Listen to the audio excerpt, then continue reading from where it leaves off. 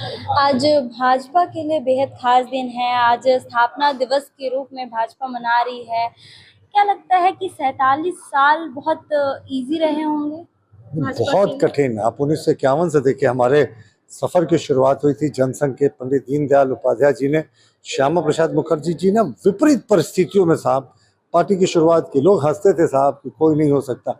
श्यामा प्रसाद जी तो जो पहली सरकार बनी थी उसमें इंडस्ट्रीज मिनिस्टर थे, वो रिजाइन करके इसमें आ गए।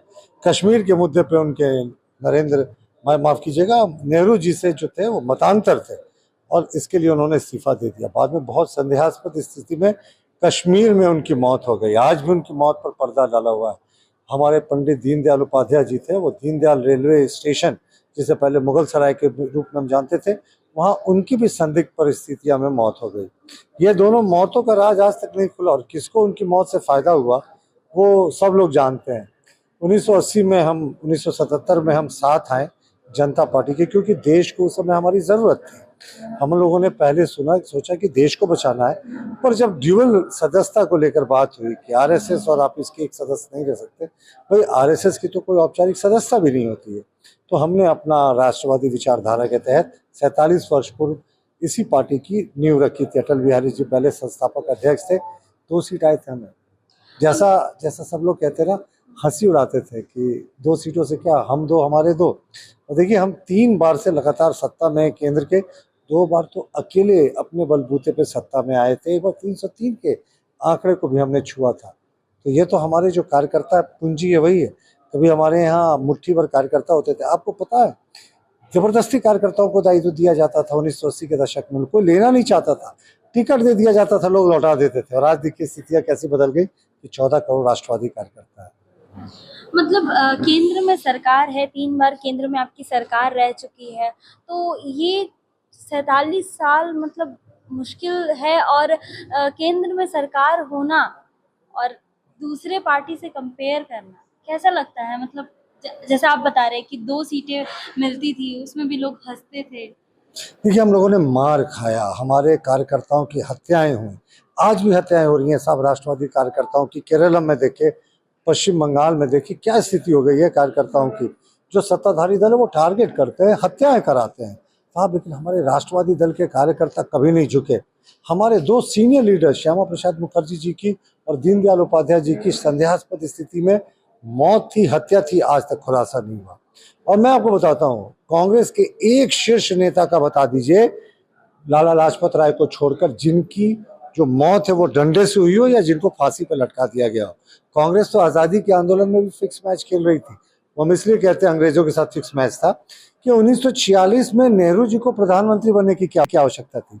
पता ना, देश आज़ाद 1947 में हुआ, लेकिन सितंबर 1946 में कैबिनेट मिशन प्लान के तहत नेहरू जी ने क्वीन विक्टोरिया के प्रति आस्था व्यक्त करते हुए इंग्लैंड के यूनियन जैक झंडे के सामने शपथ ली प्रधानमंत्री की। उल्टे जिन्ना जो हमारे कट्टर विरोधी हैं, लेकिन उस चीज के लिए उनकी दाद देनी चाहिए, उन्होंने मना कर दिया कि पाकिस्तान आजाद होगा तब हम शपथ लेंगे।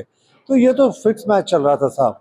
और जो इनके यहाँ एक वंशवाद है, और हमारे पार्टी में प्रधानमंत्री नरेंद्र मोदी जी यशस्वी रहे, दीर्घायु रहे, लेकिन जब ये कालखंड खत्म होगा तो अगला प्रधानमंत्री कौन होगा, अगला राष्ट्रीय अध्यक्ष कौन होगा, ये ना हम बता सकते हैं ना आप बता सकती हैं। लेकिन आपको पता है, कांग्रेस में जो भी अध्यक्ष होगा वो गांधी परिवार के इर्द गिर्द उसकी दूरी घूमती रहेगी। ये फर्क है हमारे और उनके बीच। अच्छा। प्रदेश अध्यक्ष आदित्य साहू जी ने आपसे वार्ता की, सभी कार्यकर्ताओं से बातचीत हुई, कुछ बताया उन्होंने? क्या मूल मंत्र आज दिया है आप लोगों को, सभी कार्यकर्ताओं को? देखिए, आदित्य साहू जी प्रतीक हैं उस अंतिम कार्यकर्ता के जो संघर्ष करके शीर्ष पर पहुंचता है। आदित्य साहू जी ने बूथ लेवल के कार्यकर्ता से अपनी शुरुआत की थी, जो संघर्ष की गाथा थी। आज प्रदेश अध्यक्ष है, माननीय सांसद, ये बीजेपी में ही संभव है। उन्होंने कहा पेशेंस रखना चाहिए, अपनी विचारधारा से नहीं हटना चाहिए।